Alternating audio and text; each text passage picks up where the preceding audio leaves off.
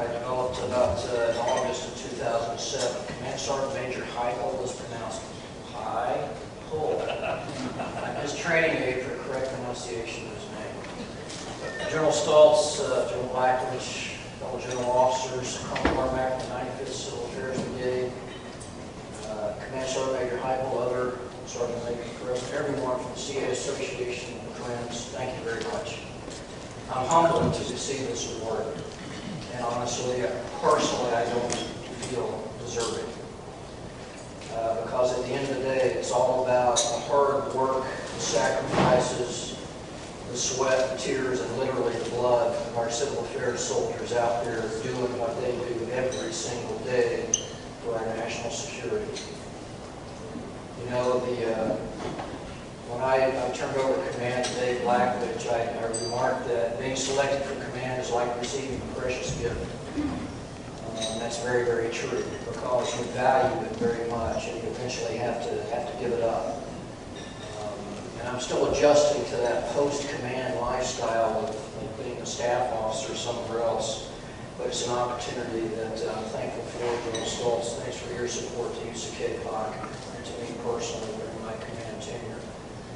This award does mean a lot to me, but I would really like to accept it on behalf of all of our wonderful soldiers out there that were under my command and remain under UCK POC today, doing the things that our nation asks for them day in and day out, very often and with a lot of personal sacrifice.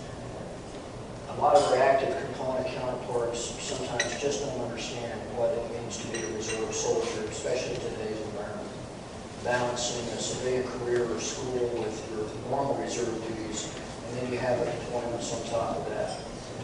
Responding to the Army as a reserve commander when you know you don't just command a unit 1 weekend, a month, or 2 weeks a year.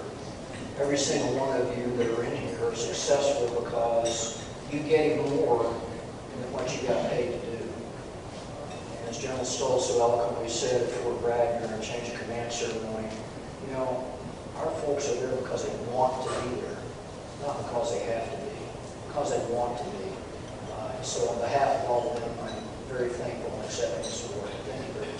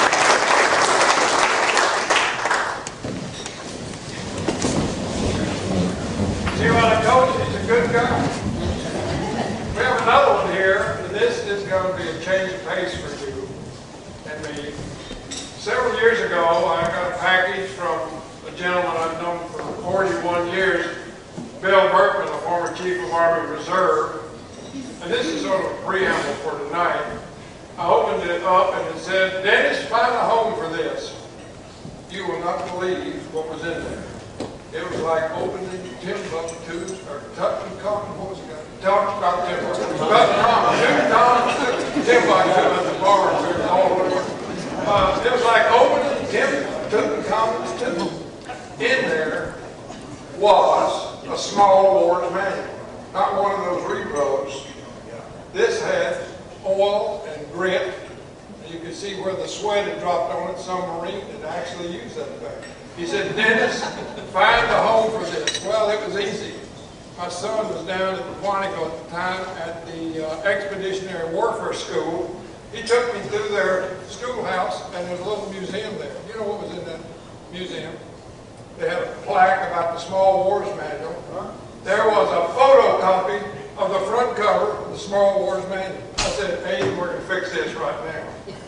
That was, you know, a godsend of a place to find a home. Now, that darn Bill Berkman sent me another package recently. It was another King Tut's tool. And let me tell you what it was. This is just an inner sarcophagus of this book. And I kept opening it. I said, "My goodness, this is beautiful." And I looked, a bell for a Donald. Now, this is Civil Affairs Bible.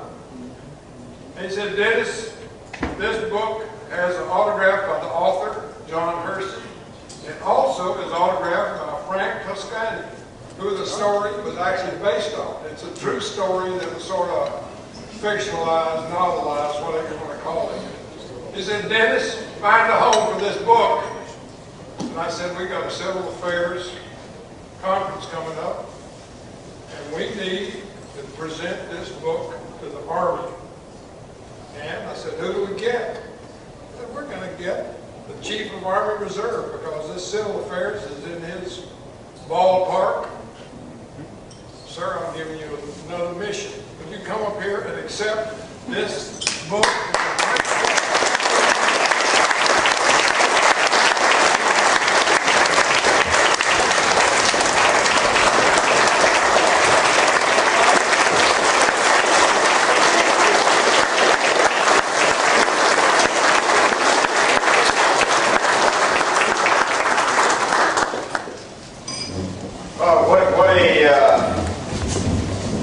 What a tasking to be given, but what an honor, what a treasure.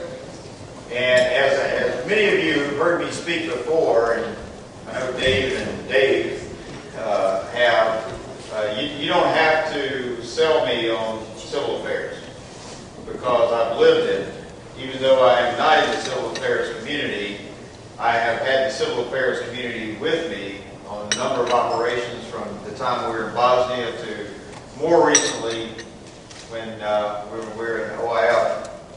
And most recently, as I've traveled the world the last 3.5 years and visited with your civil affairs soldiers around the world, from Kosovo to the Horn of Africa to Iraq to Afghanistan to Panama to more recently Guatemala, and places like that where they're just doing wonderful stuff. And I can't say enough how much we appreciate, from the standpoint of the Army, what the civil affairs community does for us. There are a lot of believers out there right now on the senior leadership of the Army of the value of civil affairs, because they've seen what it can do.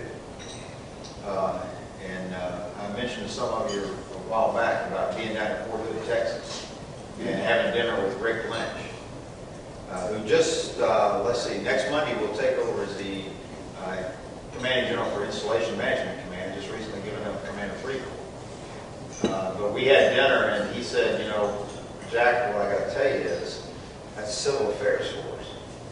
It's incredible." He said, "When I was commander of 3ID, and we were down in the southern Baghdad and below area, and for the first half of our tour, we were kinetic. We were killing a lot of bad guys, and then we had to start creating some stability and rebuilding.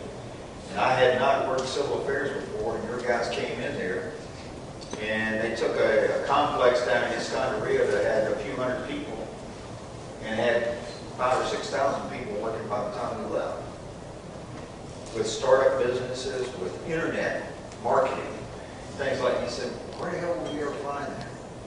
You know, so you got believers like that across the Army now for what you're seeing. And as Dave said, you know, the thing that's inspiring for me, for the Army and Marine Corps and Navy and Air Force too, all those great Americans that we have out there in uniform, it's a volunteer Army now. It's a voluntary Marine Corps. I just came back this week from American Samoa. I went out there. Now, we don't have any civil affairs in American Samoa. However, having met with the governor out there, he would like to have some. But you